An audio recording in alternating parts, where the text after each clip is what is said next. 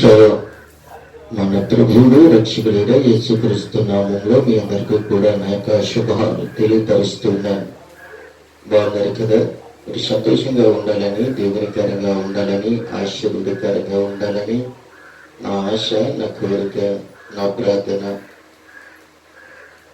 దగ్గరగా శిలువ ధ్యాన కొడుకులు అనగా యేసుక్రీస్తు ప్రభు వారు శిలువలో శ్రమించిన ఆయన యొక్క శ్రమలను మనము దగ్గరగా పసుపు బుధవారం నుండి ఈ యొక్క గుడ్ ఫ్రైడే రోజు వరకు కూడా దేవుడు తన సజీవమైన రెక్కల చాటున మనల్ని భద్రపరిచి సంపూర్ణమైన ఆరోగ్యము, బలమును, శక్తిని, ఆయుష్ను మనందరికీ అనుగ్రహించి ఈ 2026 సంవత్సరంలో మరి 4వ నెల మరి 3వ దినమున ఈ యొక్క గుడ్ ఫ్రైడే సందర్భముగా అనగా యేసు క్రీస్తును ఈరోజు సిలువ వేసినట్లుగా క్రీస్తు పూర్వము కొన్ని వందల సంవత్సరముల కిందటే ఆయన మనకి మరి లేఖనాల ద్వారాగా మనకి బయలుపరిచారు.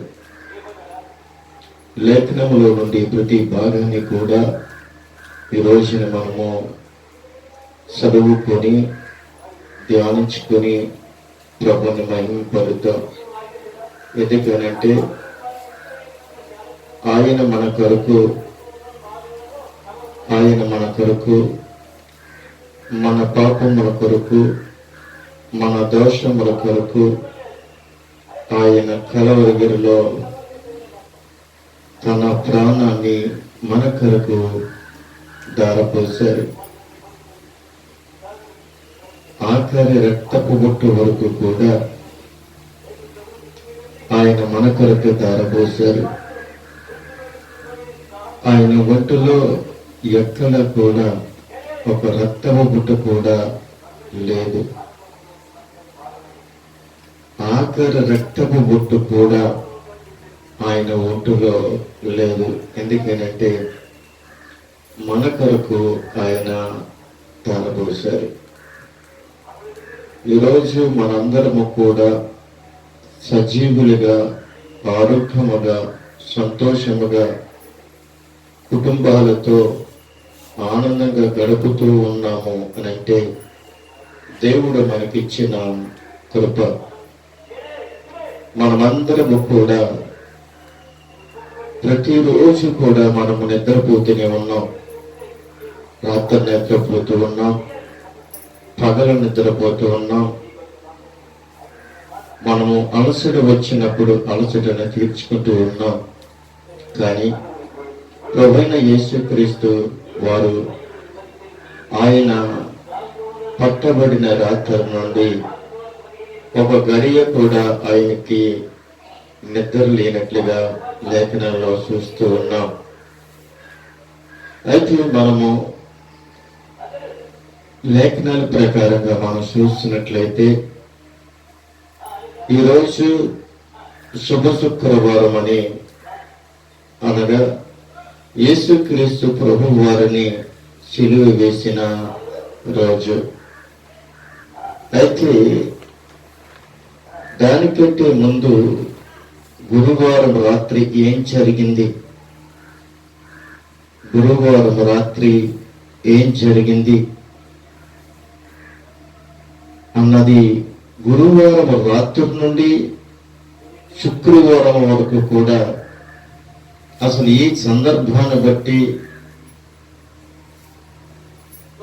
ఎలాగ మనము ఆయనని వర్ణించాలి, ఆయన యొక్క త్యాగాన్ని మనము ఎలాగా ఆలోచించాలి, ఆయన మాటలను ఎలాగ మనము వర్ణించాలి అని ఒక్కసారి మనము ఆలోచన చేసుకున్నట్లయితే మరి గురువారం రాత్రిని ఆయన చాలా హింసపడ్డాడు, చాలా నిందింపబడ్డాడు. ఆయన అవమానపరిచారు, ఆయన మీద ముసుగు వేశారు, ఆయనని గుద్దారు,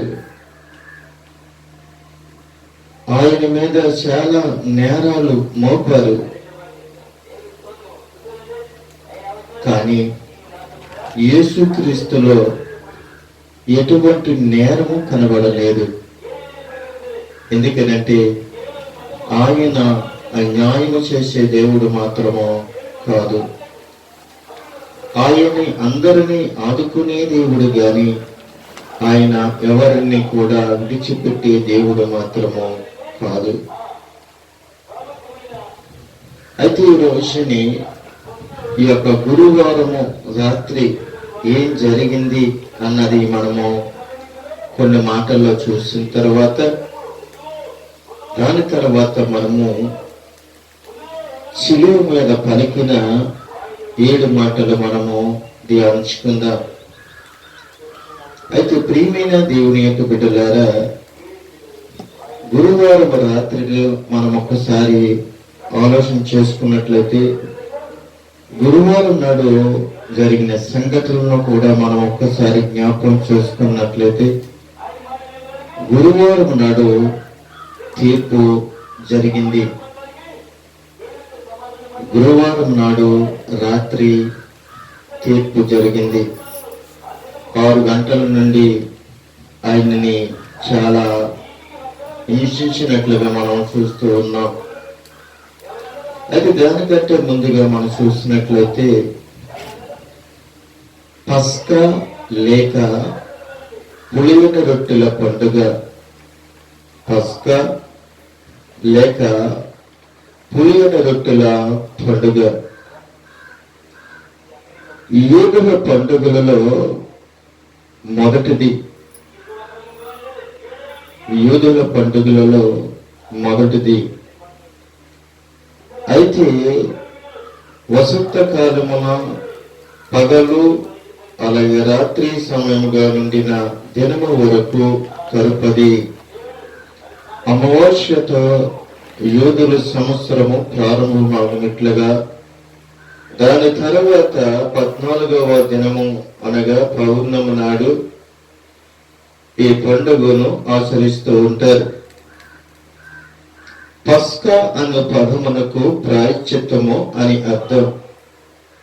పస్కా అన్న పదమునకు ప్రాయశ్చిత్తము అని అర్థం. అది పస్కా అను పులియని రొట్టెల పండుగలో మొదటి దినము అనగా పస్కాను భుజించుటకు సిద్ధపరుచు దినం. అయితే మధ్యాహ్నం వరకు యేసు ఆయన శిష్యులను విశ్రాంతి తీసుకుని పస్కా లేక పులియని రొట్టెల పండుగలలో యూదుల పండుగలో మొదటి వసంతకాలమున అని మనము అర్థం చేసుకొని యూదుల సంవత్సరము ప్రారంభమవునట్లుగా మనం చూస్తూ ఉన్నాం. అయితే ప్రియమైన దేవుని యొక్క బిడ్డలారా,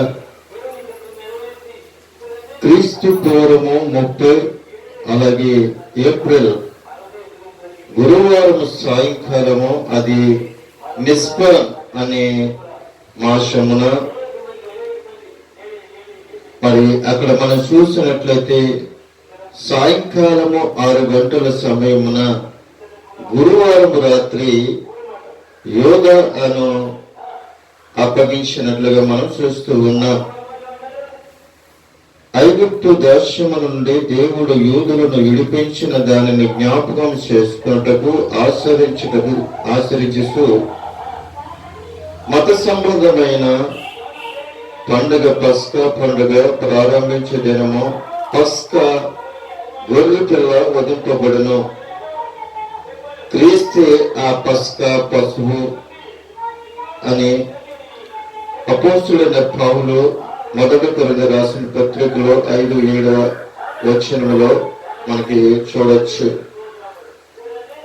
పస్కా పండుగ సమయంలో క్రీస్తు చనిపోవుట యుక్తమై ఉన్నదని మార్కు సువార్త 14-12 విషయాలలో మనము జ్ఞాపం చేసుకోవచ్చు. గురువారం రాత్రి నుండి మనం ఆలోచించినట్లయితే ఈ పస్కా వారంలో యేసును యెరూషలేము సాయంకాలము బేతనీకి వెళ్ళినట్లుగా మనం చూస్తూ ఉన్నాం. అయితే ప్రియమైన దేవుని యొక్క బిడ్డలారా, అక్కడ మనం చూస్తున్నట్లయితే మార్తా లాజరుతో గడిపేవాడు. దాన్ని శుభ శుక్రవారము ముందు రాత్రి, చివరి గురువారం రాత్రి, క్రీస్తు శకము అది నిషాన్ మాసము 14వ రాత్రి. అయితే 6 గంటలకు సమయమున యేసును శిలువ విషయము చర్చించుకొని తుది నిర్ణయం వరకు కూడా రావాలనని షండ్రహెడ్ సభ సమీపమైన గురువారం చివరి రాత్రి భోజనమైన తరువాత యేసును ఆయన శిష్యులను గచ్చమైన తోటలకు వెళ్ళిరి. యేసు తన తండ్రితో తన చివరి ప్రార్థన పోరాటము చేయటం జరిగిన తాను పొందబో శ్రమలను అతి భయంకరముగా ఉన్నట్లు దర్శనములో చూచుటకు బట్టి, తండ్రి నీ చిత్తమైతే ఈ గిన్నె నా యొద్ద నుండి తొలగించమని ప్రార్థన చేస్తూ ఆయన తన జీవితమును దేవునికి సంపూర్ణంగా అర్పించుకున్నట్టు జరిగినట్లు మనం చూడవచ్చు. అయితే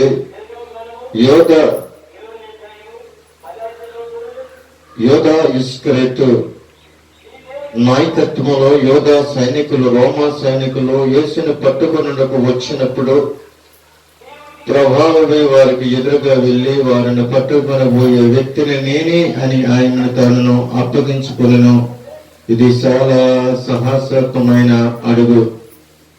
అయితే ప్రియమైన దేవుని యొక్క బిడ్డలారా, ఇలా చెప్పుకుంటూ పోతే చాలా విషయాలు మనం చెప్పుకోవచ్చు. అది దేవునికి మహిమకరంగా, దీవెనకరంగా మనము ప్రతి విషయంలో కూడా ప్రార్థన చేయవలసిన వారమై ఉన్నాం. గురువారం రాత్రి మనం చూసినట్లయితే పస్కా పండుగ, పస్కా పశువు అనగా ప్రభువైన యేసుక్రీస్తే. అయితే ఈ యొక్క గురువారం రాత్రి 6 గంటల నుండి మనము జ్ఞాపకం చేసుకున్నట్లయితే యేసుక్రీస్తు ప్రభు వారిని 4 కోట్లలో తిప్పినట్లుగా మనం చూస్తూ ఉన్నాం. యేసుక్రీస్తు ప్రభు వారిని 4 కోట్లలోకి తిప్పినట్లుగా మనం చూస్తూ ఉన్నాం. మొదటి కోర్టు కయ్యప్ప కోర్టు. చూడండి ప్రియమైన దేవునికి బిడ్డలారా, మొదటి కోర్టు కయ్యప్ప కోర్టు. మత్తయి సువార్త 26వ అధ్యాయము 57వ వచనములో మనం చూడవచ్చును. 57వ వచనంలో ఆ మాట మనము చూడవచ్చును. మొదటి కోర్టు, యేసును పట్టుకున్న వారు ప్రధాన యాజకుడైన కయ్యప్ప వద్దకు ఆయనను తీసుకుని పోగా అక్కడ శాస్త్రులను పెద్దలను కూడి ఉండగా పేతురు ప్రధాన యాజకుని ఇంటి ముంగట వరకు ఆయనను దూరము నుండి వెంబడించి లోపలికి పోయి దీని ఎంత ఏమనినో చూడవలనని బంట్రోతులతో కూడా కూర్చుండును. ప్రధాన యాజకులను మహాసభ వారందరూ యేసును సంహరించవలనని ఆయనను విరోధముగా అబద్ధ సాక్ష్యము వెతికిస్తుండరి. అబద్ధ సాక్షులు వచ్చినను సాక్ష్యమేమియో దొరకలేదు. ప్రియమైన దేవుని బిడ్డలారా, గురువారం రాత్రి నాడు మనం చూసినట్లయితే ఆయనను 6 గంటలకి పట్టుకొని, అనగా ఆయన ఎక్కడికి వెళ్ళారు అనంటే తన శిష్యులను తీసుకుని గెత్సేమనే తోటకి వెళ్ళారు.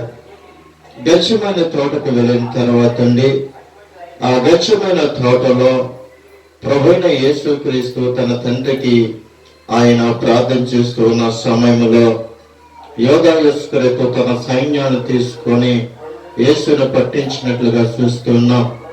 ఆ యేసును పట్టించిన తర్వాత యేసుక్రీస్తును తీసుకొని అక్కడ ప్రధాన యాజకులు మరి యాజకులు అయితే యేసుక్రీస్తును పట్టుకొని ప్రధాన యాజకుడైన కయ్యప్ప కోటికి తీసుకుని వచ్చినట్లుగా మనం చూస్తూ ఉన్నాం. యేసుక్రీస్తు ప్రభు వారు ఆ రాత్రికాల సమయంలో కయ్యప్ప కోటలో చాలా విచారణ జరిగింది. అయితే ఈ విచారణ అంతా కూడా ఎవరు చూస్తూ ఉన్నారు అని అంటే అపోస్తుడైన మరి దేవుడు ఏర్పరచుకున్న శిష్యుల్లో, యేసుక్రీస్తు ఏర్పరచుకున్న శిష్యుల్లో పేతురు ఆ యొక్క ప్రధాన యాజకుల ఆ యొక్క మందిరములో ఆయన చూస్తూ ఉన్నట్లుగా మనము జ్ఞాపకం చేసుకోవచ్చు. ఈ కయ్యప్ప ఆ యొక్క కోర్టులో ఎక్కడ చూసినప్పటికీ కూడా ఆయనకి ఎక్కడ కూడా తప్పు అక్కడ కనిపించట్లేదు. యేసుక్రీస్తును ఎంత విచారించినప్పటికీ కూడా యేసుక్రీస్తులో ఎక్కడ కూడా తప్పు అనేది కనిపించట్లేనప్పుడు అక్కడ మరి ఒక వ్యక్తిని తీసుకుని వచ్చి వారంటూ ఉన్నారు కదా, ఏమంటున్నారు అని అంటే 61వ వచనంలో మనకి కనబడుతుంది. 2 మనుషులు వచ్చి వీడి దేవాలయం పడగొట్టి 3 దినములో కట్టుదనని చెప్పిరి అంటున్నాడు. అయితే 2 మనుషులు అబద్ధ సాక్ష్యం ఏం చెప్తున్నారు అని అంటే దేవాలయము కూలగొట్టి 3 దినాల్లో కడతాను అన్న మాట వాళ్ళకి తప్పుడుగా కనబడి ఉంది. ప్రియమైన దేవుని బిడ్డలారా, మనము ఆలోచించినట్లయితే యేసుక్రీస్తు చేసిన నేరము అక్కడ ఏమీ కూడా కనిపించట్లేదు. ఎందుకని కనిపించట్లేదు అని అంటే వాళ్ళకి ఎన్ని అబద్ధ సాక్ష్యాలు చెప్పినప్పుడు కూడా ఈ కోర్టులో యేసుక్రీస్తును తప్పుడు పట్టడానికి ఎక్కడ కూడా కనిపించట్లేదు. అయితే 2వ కోర్టులోకి మనం వెళ్ళినట్లయితే 2వ కోర్టులో కూడా మనం చూడవచ్చు. ఇంకొక విషయం అందులోనే మనం చూసినట్లయితే 27వ అధ్యాయము 2వ వచనంలో కూడా చూసినట్లయితే అక్కడ మరి యొక్క వ్యక్తి కనబడుతున్నాడు. చూడండి, ఆయనను బంధించి తీసుకుని పోయి అధిపతి అయిన పిలాతు అనగా పొంతు పిలాతునకు అప్పగించినట్లుగా మనం చూస్తున్నాం. అయితే ఈ కయ్యప్ప కోర్టులో నుండి పొంతు పిలాతు మరి కోర్టులోకి అప్పగించినట్లుగా మనం చూస్తున్నాం. ఈ పొంతు పిలాతు కోర్టు మార్కు సువార్త 15వ అధ్యాయము 1వ వచనంలో మనం చూడొచ్చు. ముందు కయ్యప్ప కోర్టు మనం ఎక్కడ చూసామంటే 26వ అధ్యాయము 57వ వచనంలో మొదటి కోర్టు మనం చూసాం. 2వ కోర్టు మనము చూస్తున్నట్లయితే మార్కు సువార్తలోనికి వెళ్ళినట్లయితే మార్కు సువార్తలో 15వ అధ్యాయము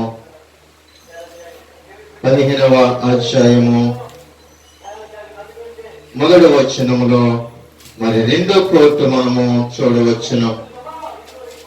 చూడండి, 2వ కోర్టు మనము చూస్తూ ఉన్నాం. ఉదయము కాగానే ప్రధాన యాజకులను, పెద్దలను, శాస్త్రులను, మహాసభ వారందరూ కలిసి ఆలోచన చేసి యేసును బంధించి తీసుకుని పోయి పిలాతునకు అప్పగించిరి. పిలాతు ఇలాగని అడుగుతూ ఉన్నాడు, యూదులు రాజువు నీవేనా అని అడుగుతూ ఉన్నాడు. ఆ మాటకి ప్రభువైన యేసుక్రీస్తు అంటూ ఉన్నాడు కదా, నీవన్నట్టే అని చెప్తూ ఉన్నాడు. పిలాతు ఏమంటున్నాడు అని అంటే యూదుల రాజ్యము నీవేనా అని అడుగుతున్నప్పుడు యేసుక్రీస్తు ప్రభు వారు జవాబిస్తూ ఉన్నారు, నువ్వు అన్నట్టే అని చెప్తూ ఉన్నాడు.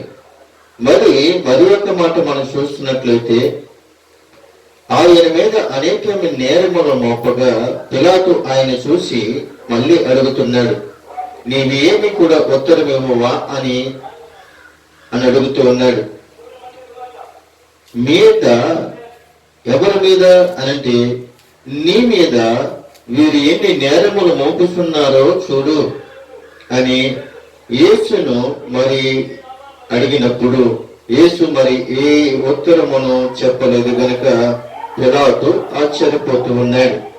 చూడండి ప్రియమైన దేవుని బిడ్డలారా, అక్కడ కూడా పొంతు పిలాతు యొక్క కోర్టులో యేసుక్రీస్తును విచారించినప్పుడు పిలాతు అంటున్నాడు, ఏమంటున్నాడంటే, యూదుల రాజువు నీవేనా అని అడుగుతూ ఉన్నాడు. ఆ మాటకు ప్రభువైన యేసుక్రీస్తు ప్రభు వారు అంటున్నారు, అది నీవనంటే అని అడుగుతూ ఉన్నాడు. అయితే వారు మనం చూసినట్లయితే ఆ పండుగలో వారు కోరుకున్న ఒక ఖైదీని పిలాతును విడిపించేవాడు. అధికారము ఎవరికిని కలహములో నరహత్య చేసిన వాడితో కూడా బంధింపబడి ఉన్న బరబ్బా అనబడుండెను. జనులందరూ గుంపులుగా కూడి వచ్చి అతడు అది వరకు తమకు చేయవచ్చునని ప్రకారం చేయవలనని అడగగా ప్రధాన యాజకులు అసూయ చేత యేసును అప్పగించి పిలాతును తీసుకుని, నేను యూదులు రాజును మీకు విడుదల చేయవలసున్నానా అని అడుగుతూ ఉన్నాడు. అయితే బరబ్బాను తమకు విడుదల చేయవలనని జనులు అడుగుకోనట్లు ప్రధాన యాజకులు వారిని ప్రేరేపించినట్లుగా మనం చూస్తున్నాం. ప్రియమైన దేవుని బిడ్డలారా, రెండో కోర్టులో కూడా యేసుక్రీస్తు ప్రభు వారిని విచారించినట్లుగా మనం చూస్తూ ఉన్నాం. మూడో కోర్టు మనము చూడబోతూ ఉన్నాం. మూడో కోర్టు ఏమిటి అనంటే, ఆ మూడో కోర్టు లూకా సువార్త 23వ అధ్యాయము 7వ వచనములో మనము మూడో కోర్టుని మనం చూడగలుగుతూ ఉన్నాం. మూడో కోర్టు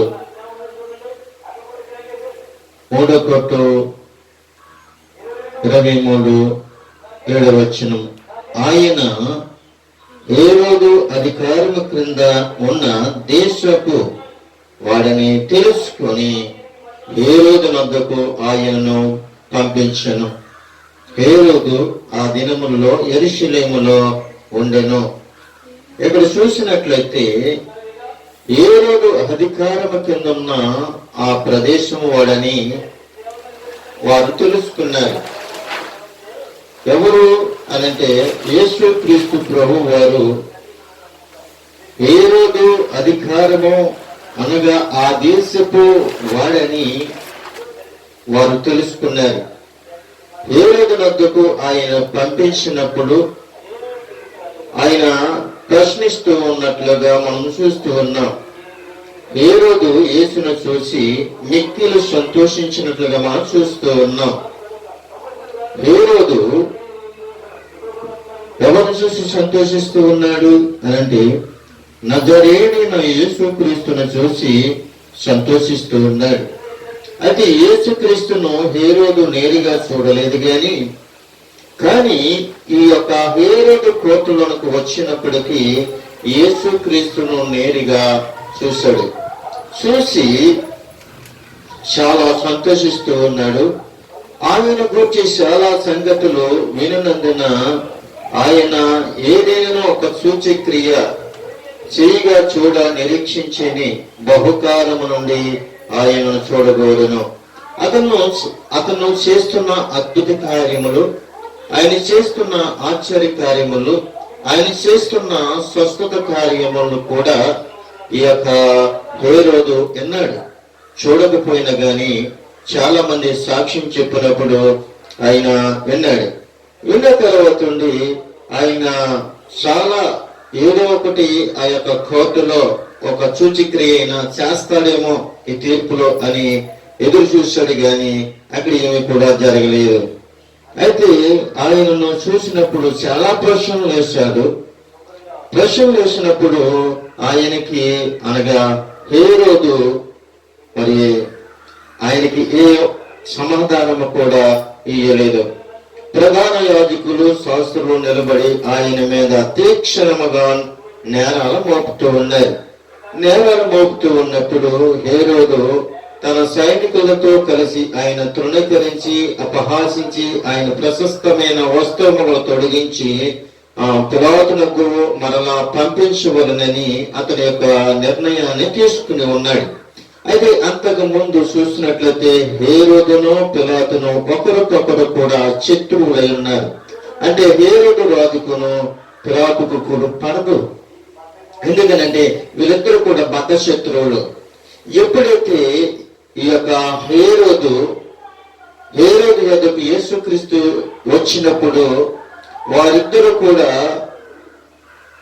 ఎందుకని ముందుగా శత్రువులై ఉన్నారంటే వీళ్ళ రాజులు కాబట్టి శత్రుత్వంగా ఉన్నట్లుగా మనం చూడొచ్చు.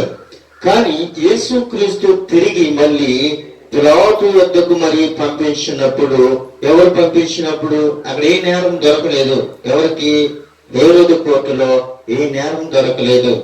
అయితే మళ్ళీ తిరిగి పిలాతు కోర్టుకు పంపించినట్లుగా మనం చూస్తూ ఉన్నాం. అక్కడ పిలాతు వద్దకు పంపించినప్పుడు ఆ పిలాతు వద్దకు హేరోదు పంపించినప్పుడు ఆ యొక్క ఏమైపోయారు వాళ్ళిద్దరు అంటే బద్ధ శత్రువులు ఉన్నప్పటికీ కూడా ఆ దినముని ఒకరికొకరు మిత్రులు అయిపోయారంట. శత్రువులైన వారు యేసుక్రీస్తును మళ్ళీ తిరిగి పిలాతు వద్దకు పంపించినప్పుడు వాళ్ళిద్దరు కూడా ఏమయ్యారు? శత్రువులు ఉన్నారు, కానీ స్నేహ బంధముతో మిత్రులు అయ్యారు. అంటే ప్రాణ స్నేహితులు అయిపోయారు. ఒకప్పుడైతే నరుక్కుంటాం, చంపేసుకుంటాం అని చాలా భయంకరంగా మాట్లాడుకుని ఉండొచ్చు రాజులు కాబట్టి. కానీ ఇక్కడికి వచ్చినప్పటికీ యేసుక్రీస్తు ఏం చేశారో తెలుసా? యేసుక్రీస్తు తిరిగి మళ్ళీ పిలాతు వద్దకు వెళ్ళినప్పటికీ వారు సంతోషించినట్లుగా మనం చూస్తూ ఉన్నాం. ఎందుకంటే వాళ్ళిద్దరూ కూడా ఏమయ్యారు అంటే బద్ధ శత్రువులే కానీ మిత్రులు అయినట్లుగా మనం చూస్తూ ఉన్నాం.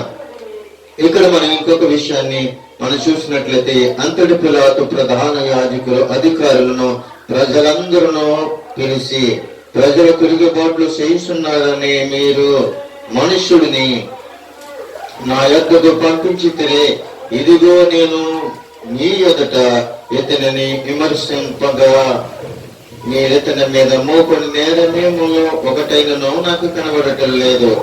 ఏ రోజునకు కూడా కనబడటం లేదు. ఏ రోజు అతని మా యొద్దకు తిరిగి పంపించింది కదా, ఇదిగో మరణమునకు తగినది కూడా చెయ్యలేదు. కాబట్టి నేనితనిని శిక్షించి విడుదల చేయదనని వారితో చెప్పగా వారందరూ వీరిని చంపివేసి మాకు బర్బాను విడుదల చేయమని ఏకాగ్రముగా కేకలు వేసిరి. వీడు పట్టణంలో జరిగిన ఒక అల్లరి నిమిత్తము నరహత్య నిమిత్తము చెరసాలలో వేయబడిన వాడు. పిలాతు యేసును విడుదల చేయగోరి వారితో తిరిగి మాట్లాడినను వారు వీరిని చిలువ వేయమని కేకలు వేసిరి. మూడో మారు అతడు ఎందుకు ఇతడు ఏ దుష్కర్మ చేశానో ఇతడు ఎందు మరణముకు తగిన నేరమేమీ నాకు కనబడటం లేదు అని శిక్షించి విడుదల చేతులని వారితో చెప్పును. అప్పుడు వారంటూ ఉన్నారు, వారికి ఏమట్టుగా పెద్దల కేకలు వేసి వీరిని సిలువేయమని అడగగా వారిని కేకలే గెలిచినట్లుగా మనం చూస్తూ ఉన్నాం. అక్కడికి వెళ్ళిన తర్వాత శత్రువులైన వారు మిత్రులయ్యారు. అయినప్పటికీ కూడా అక్కడ ఏం గెలిచినాయి అంటే కేకలే గెలిచినట్లుగా మనం చూస్తూ ఉన్నాం. 4వ కోర్టులోకి మనం వచ్చేద్దాం. మొదటి కోర్టు కయ్యప్ప కోర్టు, 2వ కోర్టు పిలాతు కోర్టు, 3వ కోర్టు హేరోదు కోర్టు, 4వ కోర్టు అన్నా కోర్టు. యోహాను సువార్తలోకి మనము వెళ్ళినట్లయితే యోహాను సువార్తలో 19వ అధ్యాయము 14వ వచనము మనము చూడబోతూ ఉన్నాం. 4వ కోర్టు మనం చూడబోతూ ఉన్నాం. ఆ దినము పస్కాను సిద్ధపరచు దినము. అప్పుడు ఉదయము 6 గంటలు కావచ్చును. అతడు ఇదిగో మీ రాజు అని యూదులతో చెప్పగా, అందుకు వారు ఇతనిని సంహరించము సిలువ వేయమని కేకలు వేసిరి. అయితే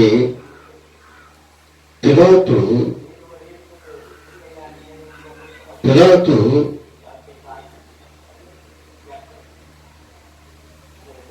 మీ రాజును సిలువ వేయుదురా అని వారిని అడగగా, ప్రధాన యాజకులు, కైసరు తప్ప మాకు వేరొక రాజు లేడనిరి. అప్పుడు సిలువ వేయబడుటకై అతడాయన వారికి అప్పగించెను. వారు యేసును తీసుకుని పోయి ఆయన తన సిలువను మోసుకొని కపాల స్థలముకు వెళ్ళెను. హెబ్రీ భాషలో దానికి గోల్కొత్తా అని పేరు పెట్టినట్లుగా మనం చూస్తూ ఉన్నాం. అయితే దానికంటే కొంచెం ముందుగా మనం చూసినట్లయితే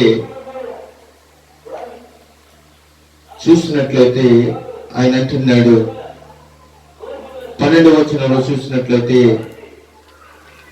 ఈ మాటను బట్టి పిలాతును ఆయన విడుదల చేయుటకు ప్రయత్నం చేసిన గాని యూదులు, నీవు ఇతని విడుదల చేసితవా, కైసరుకు స్నేహితుడు కావు, రాజు అని చెప్పుకొనుచు ప్రతి వాడును కైసరుకు విరోధంగా మాట్లాడుతున్నాడు అని కేకలు వేసినట్లుగా మనం చూస్తూ ఉన్నాం. అయితే ఆయనకు ఒక మాట మనం చూసినట్లయితే,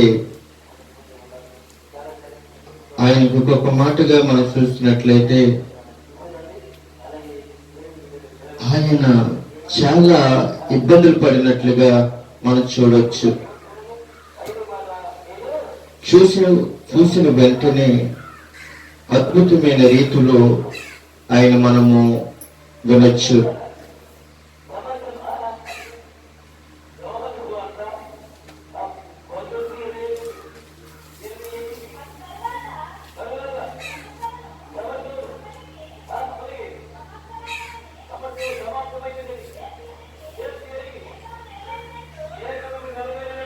అన్న కోర్టు మనము చూస్తున్నాం కనుక యోహాను సువార్త 18వ అధ్యాయము 12వ వచనములో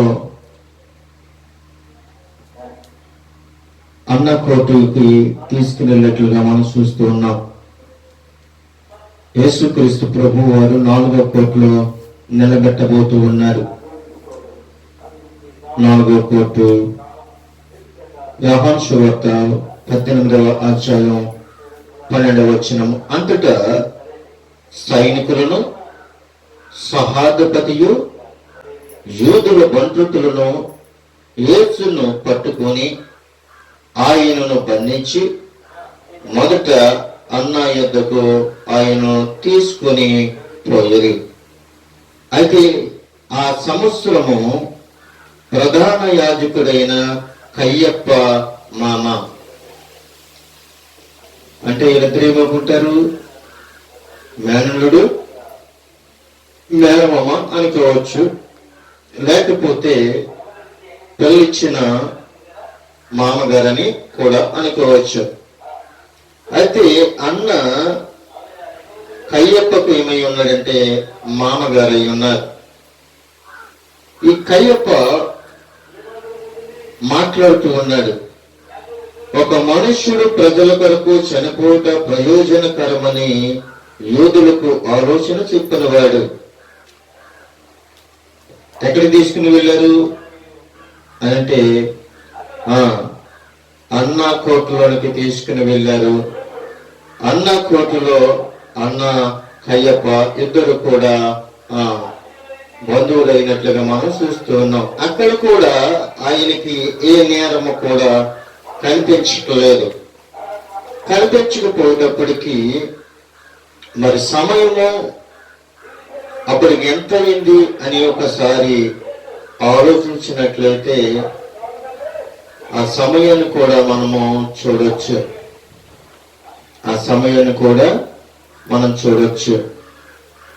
చూడండి, ఈ సందర్భమంతా కూడా అనగా కయ్యప్ప కోర్టు నుండి పొంతు పిలాతు కోర్టు వరకు, పొంతు పిలాతు కోర్టు నుండి హేరోదు కోర్టు వరకు, హేరోదు కోర్టు నుండి అన్న కోర్టు వరకు 4 కోర్టులు తిప్పినప్పటికీ, అనగా 6 గంటల నుండి సాయంకాలం 6 గంటల నుండి ఉదయము 6 గంటల వరకు కూడా ఆయనకి నిద్ర అనేది లేదు. ఆ సమయాన్ని కూడా ఇక్కడ క్లియర్ గా రాసి పెట్టాడు ప్రభువైన దేవుడు. యోహాను సువార్త 19వ అధ్యాయము 14వ వచనములో మన మాట చూడొచ్చు. ఆ దినము పస్కాను సిద్ధపరచు దినము, అప్పుడు ఉదయము 6 గంటలు కావచ్చును. సమయం ఎంత? తెల్లవారిపోయింది అన్నమాట. అంటే 6 గంటల నుండి ఉదయం 6 గంటల వరకు కూడా ప్రభువైన యేసు క్రీస్తును ఏం చేశారంటే 4 కోట్లలోనికి తిప్పారు. 4 కోట్లలో కూడా వారికి ఎక్కడ కూడా యేసు క్రీస్తు ప్రభు వారు అక్కడ కూడా దోషి అని అక్కడ నిర్ధారణము కాలేదు. ఏ దోషము ఆయనలో లేదు, ఏ పాపము ఆయనలో లేదు, ఏ కుత్రికము ఆయనలో లేదు. ఎందుకనంటే ఆయన తన ప్రాణం పెట్టడానికి ఈ లోకానికి వచ్చాడు. ఆయనకి ఆ 4 కోట్లలో ఆయన ఏం చేశారు తెలుసా? కొట్టారు, గుద్దారు, ముసుగేశారు, హింసించారు, ఆయనని ముఖం మీద ఉమ్మోసారు, చాలా చిత్రహింసలు చేశారు. అందుకే దగ్గరగా నేను ఈ యొక్క మాటలన్నీ కూడా ఈ 4 కోట్లు కూడా దగ్గరగా ఉదయము 8 గంటల నుండి సాయంకాలం 8 గంటల వరకు కూడా ఈ మాటలు మరి రాయడానికి, మరి తర్జుమా చేయటానికి దేవుడు నాకు ఎంతగానో కృపనిచ్చాడు. అందుకే నేను ఎంతగానో ధన్యుణ్ణి. ఎందుకనంటే యేసుక్రీస్తు ఎంత కష్టపడ్డాడో, యేసుక్రీస్తు ఎన్ని కోట్లకు తిరిగాడో, యేసుక్రీస్తు ఆయన శ్రమించిన శ్రమ, ఆయనకి శ్రమ, ఆయన ఇబ్బందులు, ఆయన పడ్డ కష్టము మనము ఈ రోజుని చూస్తూ ఉన్నాం.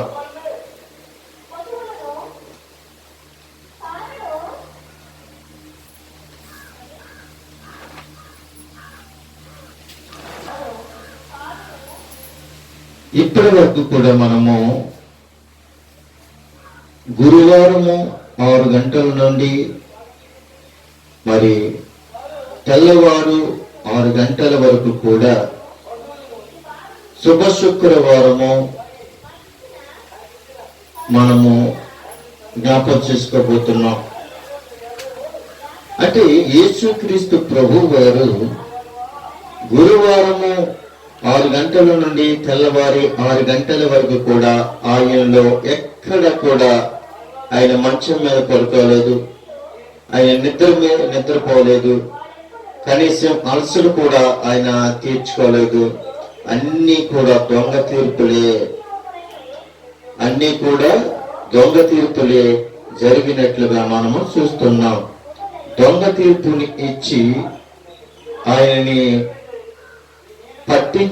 పట్టించి చిలువకి అప్పించడానికి అనేకమైన దొంగ నేరాలు మోపడానికి వాళ్ళు ఎన్నో ప్రయత్నాలు చేశారు. కానీ వారి వలన ప్రయోజనము కాలేదు. అయితే ఇప్పుడు మనము యేసుక్రీస్తు ప్రభు వారిని ఎన్ని గంటలకి సిలువ వేశారన్నది ఒక్కసారి మనము జ్ఞాపకం చేసుకుందాం. యేసుక్రీస్తు ప్రభు వారిని ఎన్ని గంటలకి సిలువ వేశారు అని మనము చూడబోతూ ఉన్నాం. చూడండి, మత్తయి సువార్తలో ఓ విధంగా ఉంటది, మార్కు సువార్తలో ఓ విధంగా మనకు కనబడుతుంది. అయితే మనము నేరుగా మార్కు సువార్తలోనికి వెళదాం. మార్కు గారు ఖచ్చితంగా ఎన్ని గంటలకు సిలువ వేశారు అన్నది ఆయన చూపించినట్లుగా మనం చూస్తూ ఉన్నాం. చూడండి, మార్కు సువార్త 15వ అధ్యాయము, మార్కు సువార్త 15వ అధ్యాయము 25 నుండి 33 వరకు మనము ధ్యానించుకోవచ్చు. ఎందుకంటే ఆయన ఎన్ని గంటలకు సిలువ వేశారు అన్నది మనం జ్ఞాపకం చేసుకోవచ్చు అన్నమాట. చూడండి, 25వ వచనములో, ఆయనను సిలువ వేసినప్పుడు పగలు 9 గంటలు. ఎవరు సిలువ వేసినప్పుడు? ప్రభువైన యేసుక్రీస్తును, యూదుల రాజైన యేసుక్రీస్తును సిలువ వేసిన సమయము పగలు 9 గంటలు. పగలు 9 గంటలకి యేసును సిలువ వేసిన సమయము. అయితే 9 గంటలు అనే అక్షరార్థముగా మనం చూస్తున్నట్లయితే సిలువ వేసిన సమయము అంటే 9 గంటలకి సిలువ వేశారు. 9 గంటలు అనేది అక్షరార్థముగా 3 గడియ అని అనవచ్చు. ఎందుకని 3 గడియ అని అనవచ్చు అనంటే, యూదులు సూర్యోదయము నుండి పగటి సమయానికి లెక్కించేవారు. యూదులు సూర్యోదయము నుండి పగటి సమయానికి లెక్కించేవారు.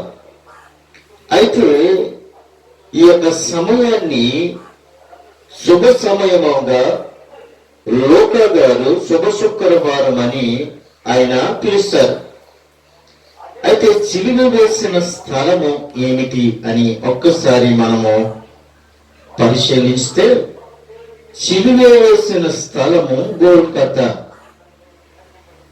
గోల్కొతా అనగా కపాల స్థలము అని అర్థము. సిలువ వేసిన స్థలము పేరు ఏమిటి అని అంటే గోల్కొతా. గోల్కొతా అనగా కపాల స్థలం అని కూడా అర్థము. దీనికి మరి ఒక పేరుంది, కల్వరి కొండ అని కూడా పిలవచ్చు. కపాల స్థలము అనగా ప్లస్ కల్వరి కొండ అని కూడా పిలవచ్చు. అయితే మధ్యాహ్నము అనగా మనము లెక్క వేసుకుంటే 12 గంటలు కావచ్చు. మధ్యాహ్నము అనంటే మిట్ట మధ్యాహ్నం అని కూడా మనము అనుకోవచ్చు. 12 గంటలు కావచ్చు. అయితే ఆ 12 గంటలు మనం ఒకసారి మనం జ్ఞాపకం చేసుకున్నట్లయితే 12 గంటల నుండి అనగా మిట్ట మధ్యాహ్నం మొదలుకొని 3 గంటల వరకు కూడా ఆ దేశమంతటా కూడా చిమ్మ చీకటి. ఆ దేశమంతటా కూడా చిమ్మ చీకటి. అంటే ఈ రోజు మనము జ్ఞాపకం చేసుకున్నట్లయితే మధ్యాహ్నం మొదలుకొని 3 గంటల వరకు కూడా చీకటి కమ్మల్. లేఖనాల ప్రకారంగా మనం చీకటిలో ఉండాలి. కానీ యేసుక్రీస్తు చీకటిలో ఉండి మనల్ని వెలుగులోనికి నడిపించాడు. మీరు చీకటిలో ఉండకూడదు, మీరు వెలుగులో ఉండాలి అని ఒక తీర్మానాన్ని తీసుకుని ఆయన మనల్ని వెలుగులో పెట్టి ఆయన ఏం చేశాడంటే చీకటిలో ఉన్నట్లుగా మనం చూస్తూ ఉన్నాం. అయితే ఆ దేశం అంతటా కూడా ఏమైందంటే చీకటి కమ్మినట్లుగా మనం చూస్తూ ఉన్నాం. మధ్యాహ్నము అంటే 6వ గడియ అని కూడా చెప్పవచ్చు. మధ్యాహ్నము అంటే 6వ గడియ అని కూడా అక్షరార్థంగా మనము చెప్పవచ్చు. అయితే మధ్యాహ్నము 3 గంటలు,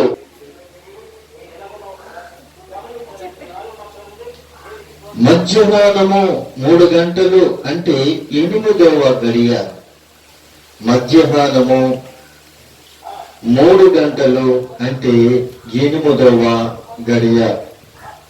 అయితే ఈ 8వ గడియ కోసం మనము జ్ఞాపకం చేసుకున్నట్లయితే మధ్యాహ్నం మొదలుకొని 3 గంటల వరకు కూడా లెక్కేసుకున్నట్లయితే 8వ గడియ వరకు కూడా ఈ యొక్క లోకా గారు ఈ శుభ శుక్రవారం నాడు నుండి ఆయన ఆ యొక్క గడియలు కూడా ఆయన లెక్కించినట్లుగా మనం చూస్తూ ఉన్నాం. లోకా గారే కాదు, యూదులు కూడా లెక్కించినట్లుగా మనం చూస్తాం. లోకా గారు దానిని ఆచరించి లెక్క ప్రకారంగా రాసినట్లుగా కూడా మనము చూస్తూ ఉన్నాం. అయితే యెహోవా మోషేతో ఆకాశము వైపు నీ చెయ్యి చాపుము అని చెప్తూ ఉన్నాడు. ఎవరితో చెప్తున్నాడు? యెహోవా దేవుడు అనంటే మోషేతో చెప్తూ ఉన్నాడు.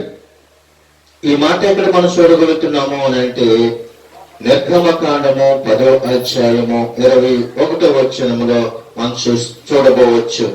మోషే చెయ్యి చాపగా ఐగుప్తు దేశము ఏమయ్యిందంటే చిక్కని చీకటిని కమ్మినట్లుగా మనం చూస్తున్నాం. ఎవరు ఈ యొక్క చెయ్యిని చాపినప్పుడు ఎవరు చెప్పారు చెయ్యి చాపమని? సైన్యములకు అధిపతి అయిన యెహోవా దేవుడు మోషేతో చెప్పాడు, మోషే నీ చెయ్యి ఆకాశము వైపుకు నీ చెయ్యి చాపము అని చెప్పగా మోషే తన చెయ్యిని ఆకాశం వైపుకు చాపినప్పుడు చిక్కని చీకటి కమ్మినట్లుగా మనం చూస్తున్నాం. ఒక దైవజనుడు తన చేతులను ఆకాశం వైపుకు సాసినప్పుడు దేవుడు అద్భుతము చేశాడు. ఏంటి అంటే చిక్కని చీకటిని చేసినట్లుగా మనం చూస్తూ ఉన్నాం. అంటే ఒక పవరు ఆ యొక్క మోషేకి ఇచ్చినట్లుగా మనం చూస్తూ ఉన్నాం. అలాగే మరొక విషయాన్ని మనం జ్ఞాపకం చేసుకున్నట్లయితే యెహోవా మధ్యాహ్నకాలమందు సూర్యుడిని అస్తమింపజేయును, పగటి వేళను భూమికి చీకటి కమ్ముజేయునని ఆమోసు ప్రవక్త 8వ అధ్యాయము 9వ వచనంలో మనము ఈ మాట చూస్తున్నాం.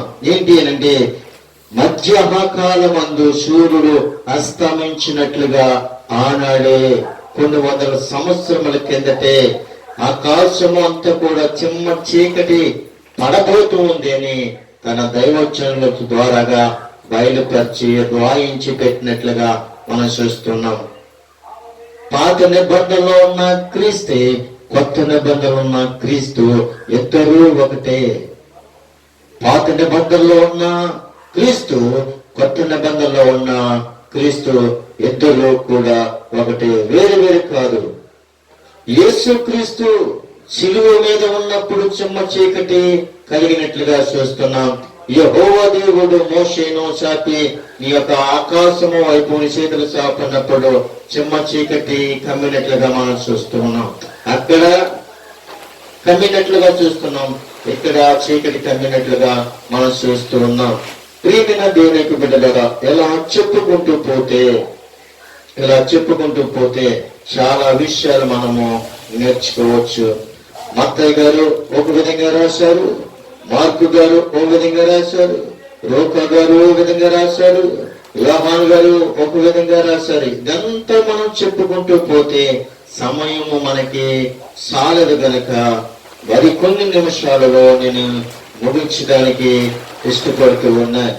చూడండి ప్రియమైన దేవునికి బిడ్డలారా, యేసు క్రీస్తు ప్రభు వారు ఆయన శిలువ వేసిన సమయాన్ని మనము జ్ఞాపకం చేసుకున్నాం.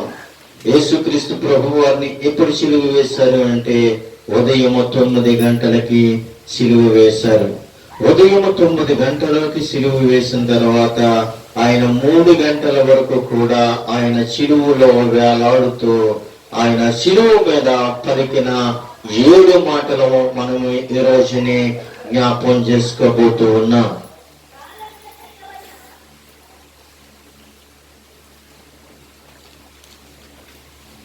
చూడండి ప్రియమైన దేవునికి బిడ్డలారా, శిలువ మీద పలికిన మొదటి మాట, శిలువ మీద పలికిన మొదటి మాట మనము చదవబోతూ ఉన్నాము, ధ్యానించబోతూ ఉన్నాం. యేసు, తండ్రి వీరు ఏమి చేస్తున్నారు, వీరెదుగురు గనుక వీరిని క్షమించమని చెప్పాను. నిజమే ప్రియమైన దేవునికి బిడ్డలారా, అక్కడ ఉన్న ప్రజలందరూ కూడా ఏం చేస్తున్నారో వారికి తెలియదు. మనము కూడా ఉదాహరణగా మనం ఏం చేస్తున్నామో మనకే తెలియట్లేదు, మనం ఏమి ఆలోచిస్తున్నామో మనకే తెలియదు. మనం ఎక్కడ కూర్చుంటున్నామో, ఎక్కడ లెగిస్తున్నామో, ఎక్కడ మాట్లాడుతున్నామో, ఎక్కడ పడుకుంటున్నామో, ఏమి తింటున్నామో, ఏమి ధరించుకుంటున్నామో మనకే అర్థం కావటం లేదు. యేసుక్రీస్తు ప్రభు వారు శిలువ మీద నుండి ఈ మాట పలుకుతున్నాడు. వీరు క్షమించు అని అడుగుతున్నాడు. ఎవరిని క్షమించాలి? క్షమాభిక్షం ఎవరి దగ్గర ఉంది? దేవుని యొద్ద ఉంది. దేవుని యొద్దకు నువ్వు వస్తే నువ్వు క్షమింపబడతావు. దేవుని యొద్దకు నువ్వు వస్తే నువ్వు క్షమింపబడతావు. దేవుని యొద్దకు నువ్వు రాకపోతే నీవే పరీక్షించుకో. దేవుడు అంటున్నాడు కదా, తండ్రి వీరేమి చేస్తున్నారు, వీరెరుగురు వీరిని క్షమించము అని చెప్తూ ఉన్నాడు. చాలా మంది కూడా చాలా రకాలుగా మాట్లాడుతూ ఉంటారు. వాళ్ళు ఏం చేస్తారో వారికి అర్థం కాదు, వారు ఏం మాట్లాడతారో వారికి అర్థం కాదు, వాళ్ళు ఏం తింటారో వారికి అర్థం కాదు, వాళ్ళు ఏం భుజిస్తారో వారికి అర్థం కాదు. పనికిరాని అన్ని కూడా తిని ఆరోగ్యం పాడు చేసుకొని దేవుడు నాకు అన్యాయం చేశాడని దేవుని మీదకి నెట్టేస్తూ ఉంటారు. తిరిగి తాగి దొల్లి చేసిన వ్యక్తులు ఆ సమస్యను వాళ్ళు ఎదుర్కోవాలి. కానీ వాళ్ళు చేసిన శిక్షకి వాళ్ళు పడవలసిన శిక్ష యేసుక్రీస్తును శిక్షించారు. అయినప్పటికీ కూడా ఆయన బాధపడటం లేదు. ఎందుకంటే ఆయన మన కొరకు ప్రాణాన్ని దహనపోస్తున్నాడు కనుక. యేసుక్రీస్తు ప్రభువు వారు అక్కడున్న వారినే కాదు క్షమించటము, మనల్ని కూడా ఆయన క్షమిస్తున్నాడు. ఎందుకంటే ఆయన బిడ్డలమై ఉన్నాము గనక,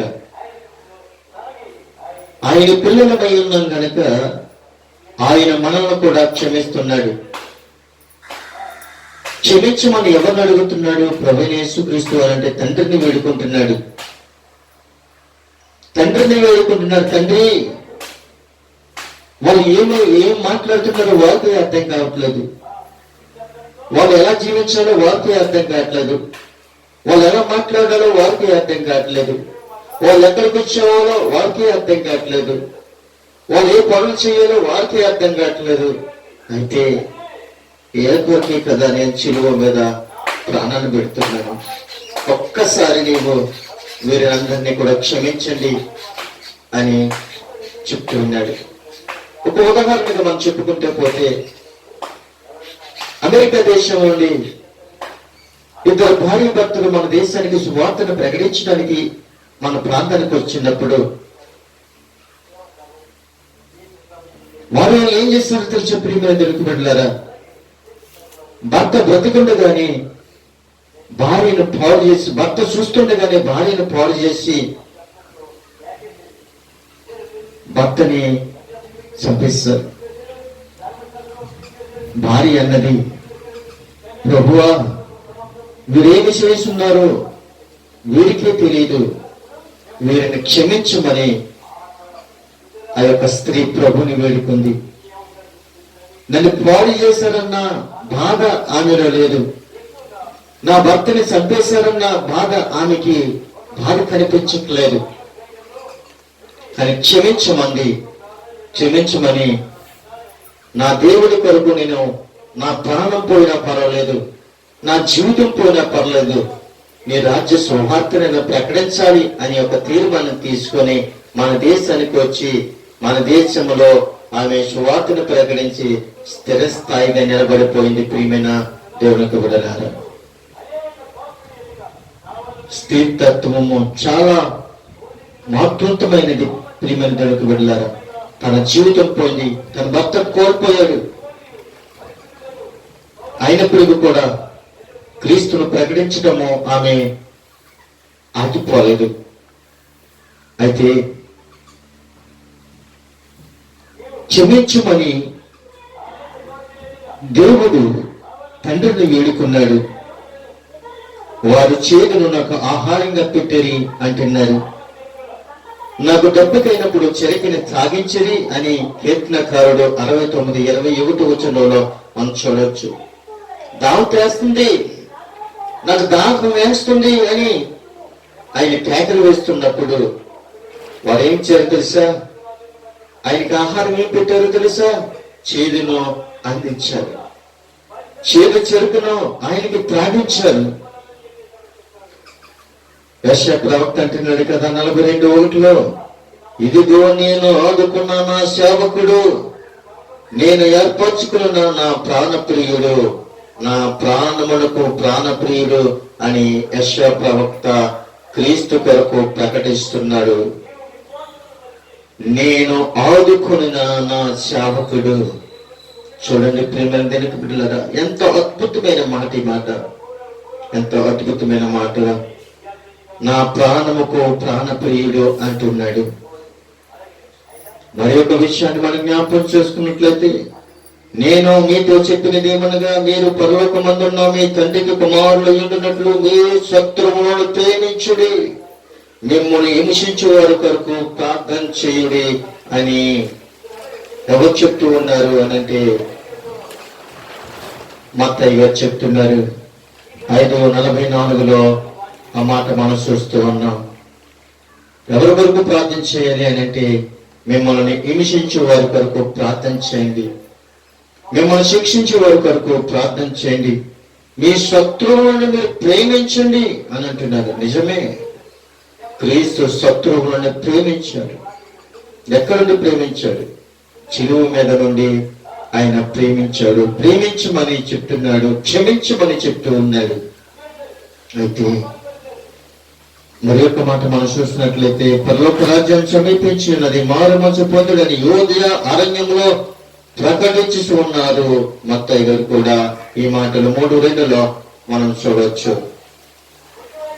ఏలైనగా మరణము నొందినట్లు అతడు తన ప్రాణము దారబోసెను, అతిక్రమణ చేయు వారిలో ఎంచబడిన వాడేను, అనేకులు పాపమును భరించును అని యెషయా ప్రవక్త 53:12 మనం చూడవచ్చును.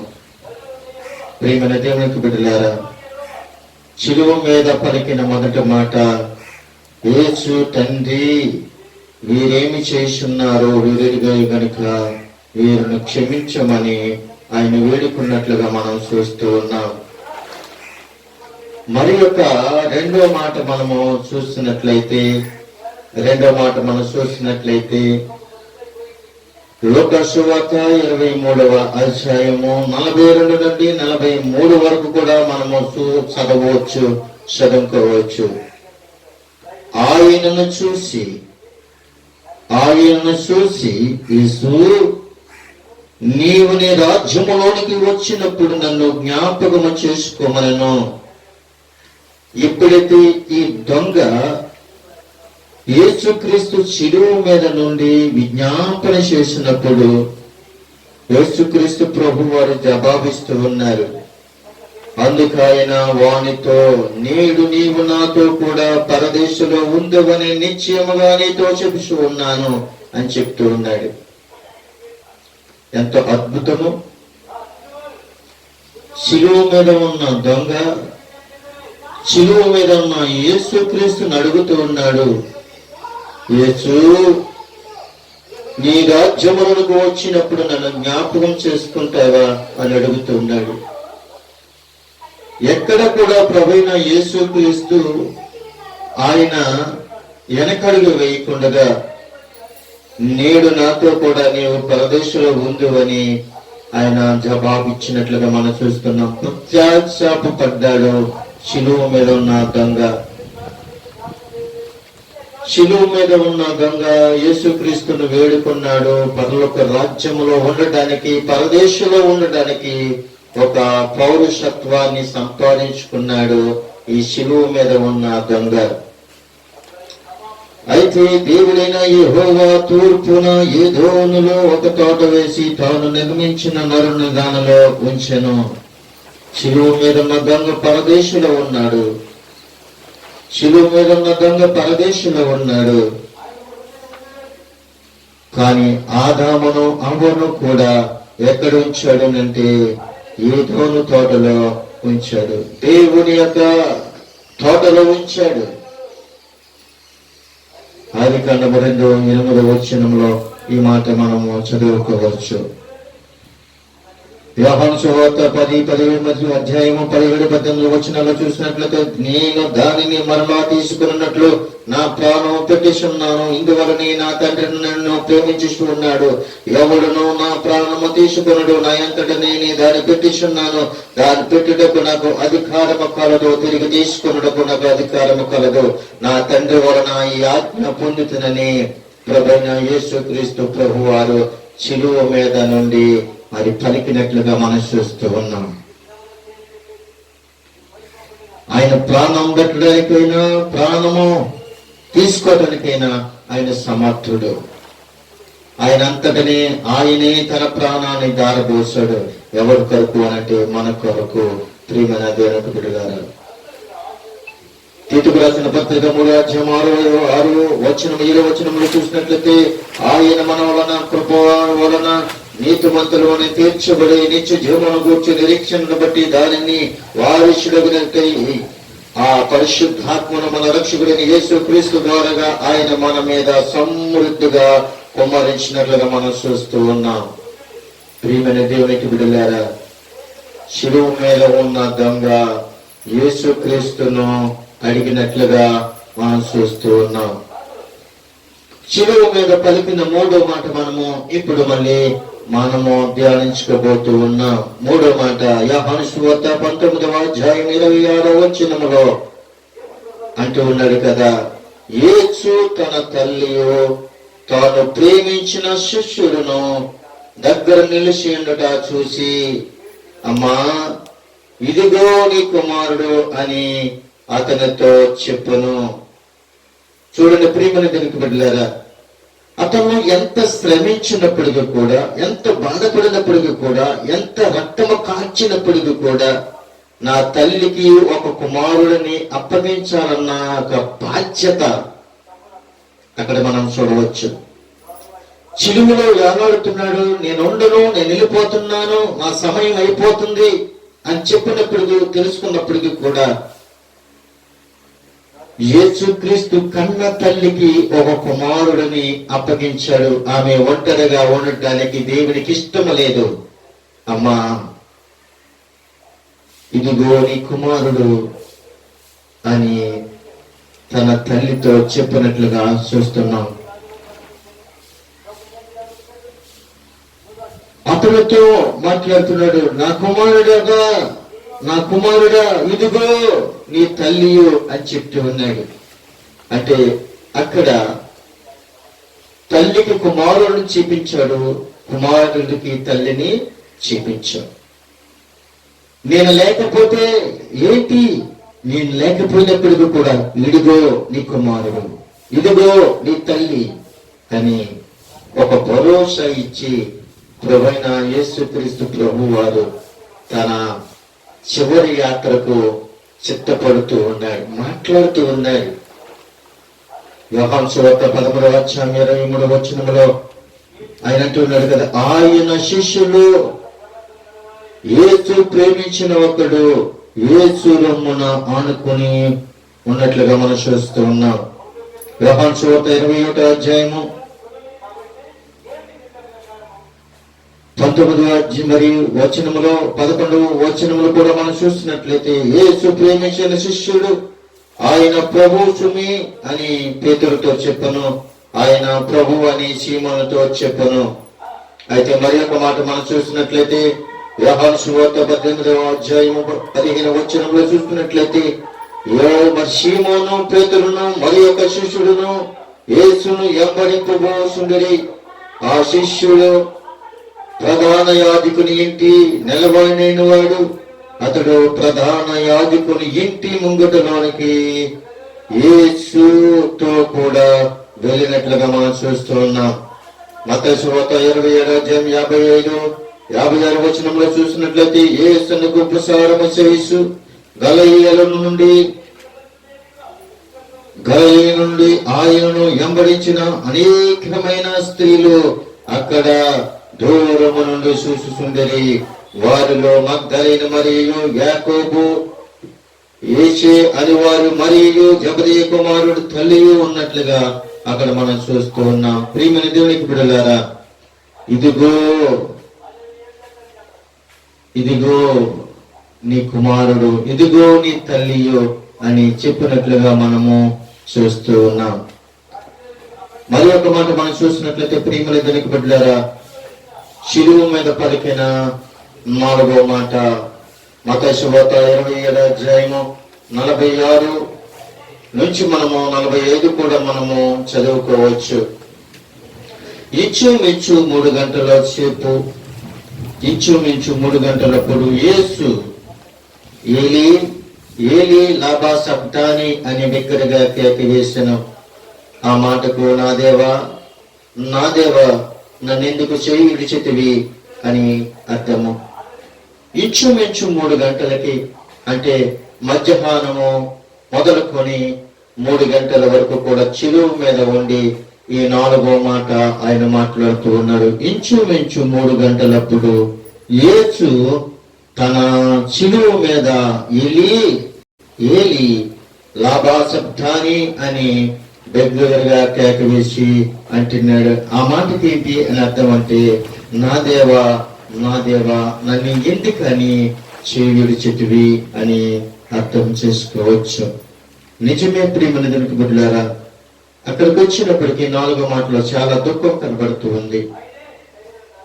తండ్రిని అడుగుతున్నాడు, ఎందుకు తండ్రి నన్ను ఇటు విధంగా చేయి విడిచితివి అని అడుగుతూ ఉన్నాడు.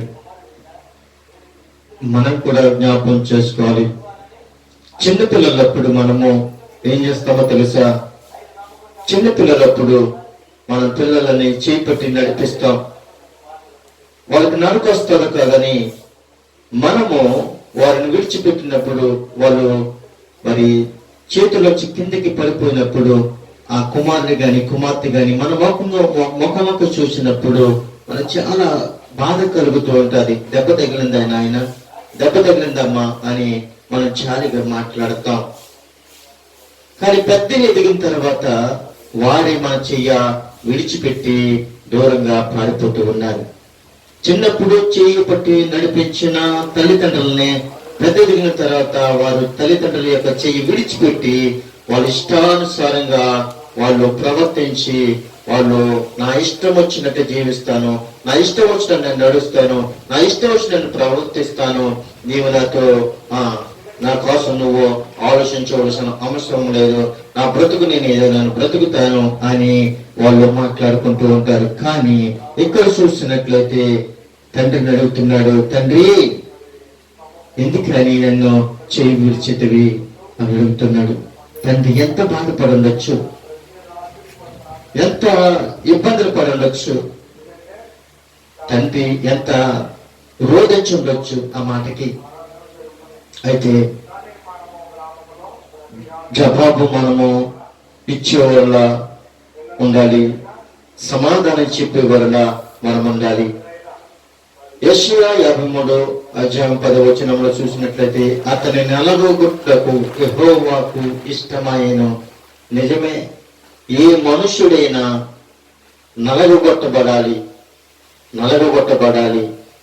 నలగొట్టబడితేనే వాడి కష్టం ఏంటో తెలుస్తుంది.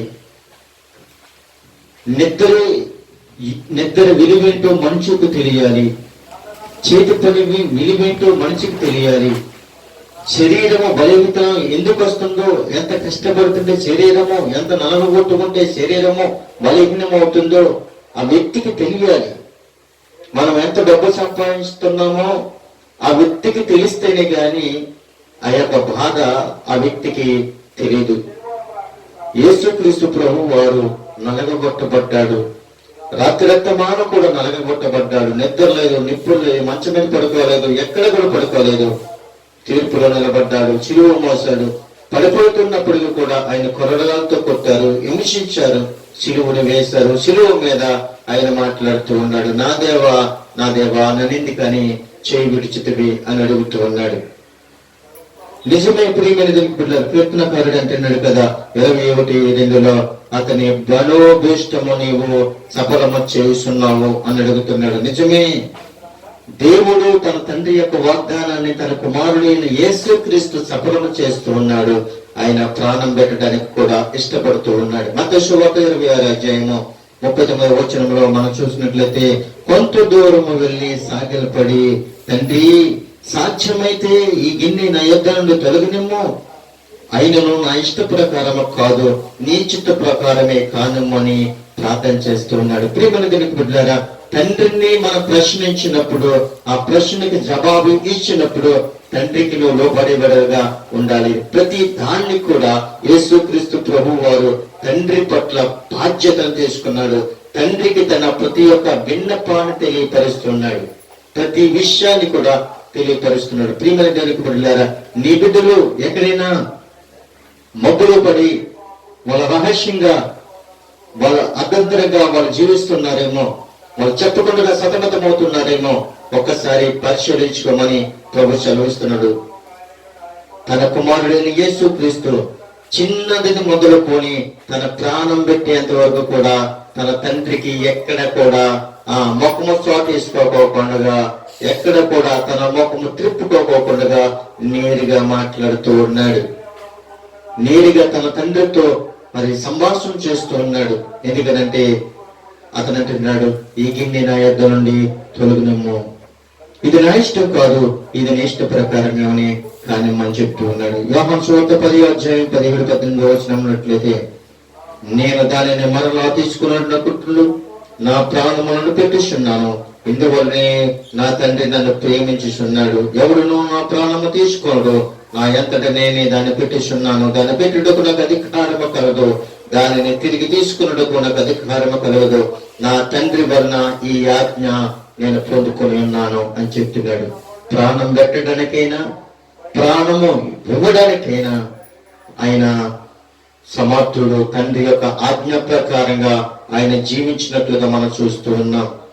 ప్రకటన గ్రంథము 1:18 మనం చూసినట్లయితే, నేను మొదటి వాడును కడపడ వాడును జీవించేవాడును మునుతుడు నైతిని గాని, ఇదిగో యుగ యుగముల వరకు నేను సజీవుడినై ఉన్నానని ఆయన మాట్లాడుతూ ఉన్నాడు. ప్రియమైన దేవునికి బిడ్డలారా, మన సమయాన్ని దగ్గరికి వస్తూ ఉన్నాం. 5వ మాటగా మనం చూసినట్లయితే, 5వ మాట ఆయన మాట్లాడుతూ ఉన్నాడు. యోహాను సువార్త 19:28-29-30 వరకు మనం చూసినట్లయితే చాలా సందర్భాలు అక్కడ కనబడుతున్నాయి. కానీ ప్రాముఖ్యమైన మాట నేను మాట్లాడుతున్నాను. అటు తర్వాత సమస్తమును అప్పటికి సమాప్తమైనదని యేసు ఎరిగి, లేఖనములను నెరవేరినట్లు నేను దప్పుకొనుచున్నాను అని అడుగుతున్నాడు.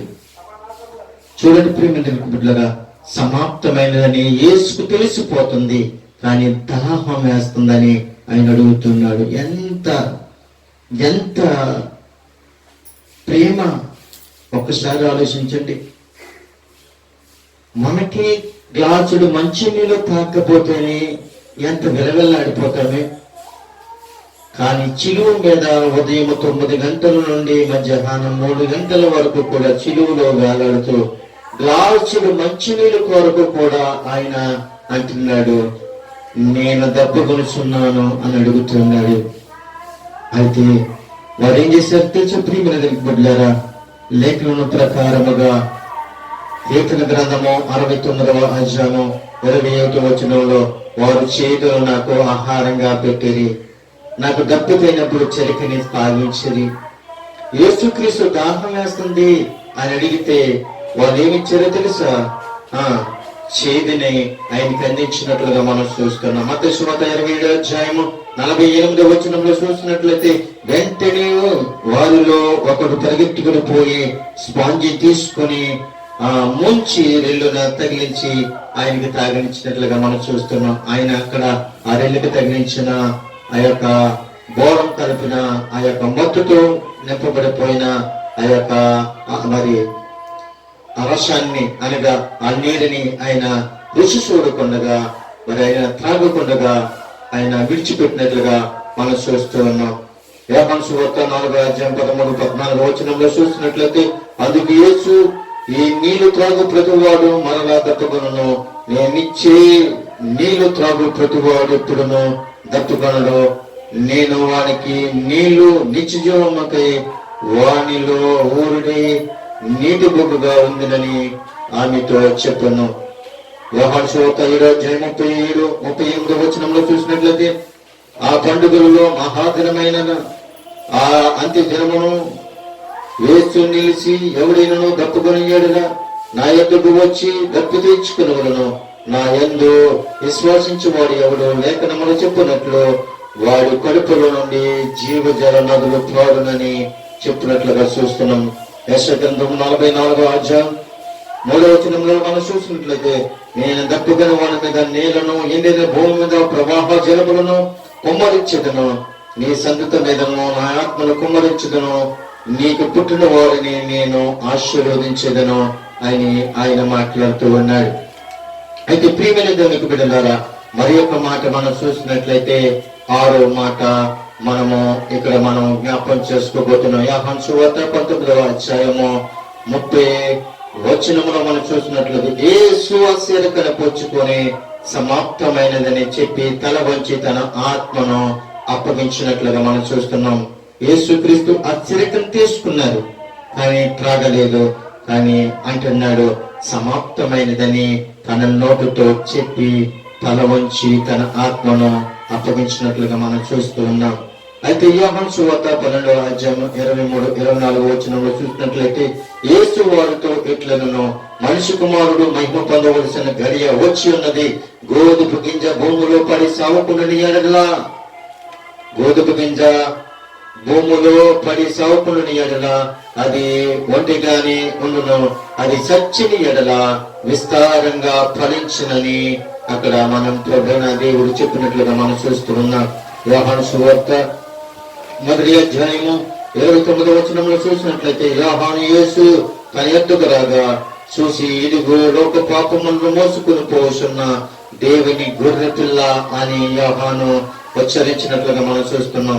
యోహాను సువార్త 4వ అధ్యాయం 34వ వచనంలో చూసినట్లయితే యేసు వారిని చూసి, నన్ను పంపిన వాని చిత్త ప్రకారము నెరవేర్చుడియో ఆయన పని తుదముట్టించుడియో నాకు ఆహారమై ఉన్నదని యేసుక్రీస్తు ప్రభు వారు చెప్పినట్లుగా మనం చూస్తున్నాం. రోమపత్రిక 5వ అధ్యాయం 8వ వచనంలో చూసినట్లయితే దేవుడు మన ఎడల తన ప్రేమను ఎలా పరిశీలిస్తూ ఉన్నాడు, ఎట్లనగా మనకు పాపులై ఉండగాని క్రీస్తు మన కొరకు చనిపోయినట్లుగా మనం చూస్తూ ఉన్నాం. నిజమే, మనం పాపులై ఉండగా క్రీస్తు మన కొరకు చనిపోయినట్లుగా చూస్తూ ఉన్నాం. 2 కొరింథీయులకు రాసిన పత్రిక 5వ అధ్యాయం 15వ వచనంలో చూసినట్లయితే జీవించే వారి మీదట తమ కొరకు కాక తమ నిమిత్తము మృతి పొంది తిరిగి లేచిన వారి కొరకే జీవించుటకు ఆయన అందరి కొరకు మృతి పొందనియో నిశ్చయముగా నిశ్చయించుకొనుచున్నాము అని ప్రభు సెలవిస్తూ ఉన్నాడు. ప్రియమైన దేవునికి బిడ్డలారా, ఇంకొక విషయాన్ని మనం జ్ఞాపకం చేసుకున్నట్లయితే 7వ మాటగా మనము జ్ఞాపకం చేసుకోబోతున్నాం. 7వ మాట ఏమిటి అంటే లూకా సువార్త 23వ అధ్యాయము 46వ వచనంలో యేసు గొప్ప శబ్దముతో కేక వేసి ఆయన ఇలాగంటున్నాడు, తండ్రి నీ చేతికి నా ఆత్మను అప్పగించుచు ఉన్నాను. ఆయనను ఇలాగ చెప్పి ప్రాణము విడిచినట్లుగా చూస్తున్నాం. చిలువ మీద యేసు గొప్ప కేక వేశాడు. శబ్దము, గొప్ప శబ్దముతో ఆయన కేక వేసి, తండ్రి నీ చేతికి నా ఆత్మను అప్పగించి ఉన్నాను. ఆయన ఎలాగే చెప్పి ప్రభువైన యేసుక్రీస్తు ప్రభువారు ప్రాణం విడిచిపెట్టినట్లుగా చూస్తూ ఉన్నాం. కీర్తనకారుడు అంటున్నాడు కదా 31వ అధ్యాయం 5వ వచనంలో, నా ఆత్మ నీ చేతికి అప్పగించి ఉన్నాను, యెహోవా సత్య దేవా నన్ను విమోచించుడు వాడు నీవే అని ఈ యొక్క కీర్తనకారుడు మాట్లాడుతూ ఉన్నాడు. యోహాను సువార్త 10వ అధ్యాయం 17వ వచనంలో చూసినట్లయితే, నేను దాన్ని మరలా తీసుకున్నట్లు నా ప్రాణం పెట్టుచున్నానని ప్రభు సెలవిస్తున్నాడు. యోహాను సువార్త 19వ అధ్యాయం 11వ వచనంలో చూసినట్లయితే, అందుకు యేసు పై నుండి నీకు ఇయ్యబడి ఉంటేనే తప్ప నా మీద నీకు ఏ అధికారం ఉండదు, అందుచేత నన్ను నీకు అప్పగించుకున్న వానికి ఎక్కువ పాపము కలదని అక్కడ మనం చూస్తూ ఉన్నాం. 1 పేతురు రాసిన పత్రిక 4వ అధ్యాయము 19వ వచనంలో చూసినట్లయితే, దేవుని చిత్త ప్రకారము బాధపడువారు సత్య ప్రవర్తన గలవారే నమ్మకమైన సృష్టికర్త అయిన తమ ఆత్మను అప్పగించుకొనవలెను అన్నమాట మనం ఇక్కడ చూస్తున్నాం. నిజమే ప్రియమైన దేవునికి బిడ్డలారా, యేసు గొప్ప శబ్దంతో కేక వేసి తన తండ్రికి తన ఆత్మను అప్పగించుకున్నాడు. ఆయన ఎలాగ చెప్పి ప్రాణము విడిచిపెట్టాడు. అయితే శిలువ మీద నుండి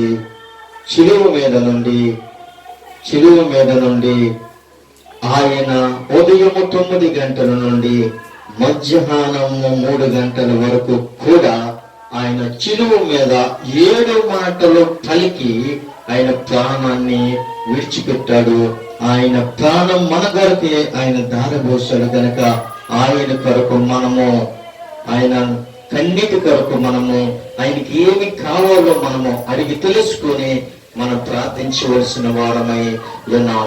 ప్రియమైన దేవునికి బిడ్డలారా, ఈ 7 మాటలు మీరు విని ప్రతిరోజు ఈ మాటలను మీ హృదయంలో కలపోసుకొని ప్రభువుని స్తుతించినట్లయితే ప్రభువు మనందరినీ దీవెనకరంగా ఆశీర్వదించి ప్రభు రాజ్యంలో మనందరం కూడా కలుసుకునేలాగన మనము సదాకాలము కూడా ఆయనతో ఉండాలి అని అంటే మనమందరము కూడా ప్రార్థన చేయవలసిన వారమై ఉన్నాం. ఈ మాటలు బట్టి దేవుడు దీవించి ఆశీర్వదించును గాక. ఆమేన్.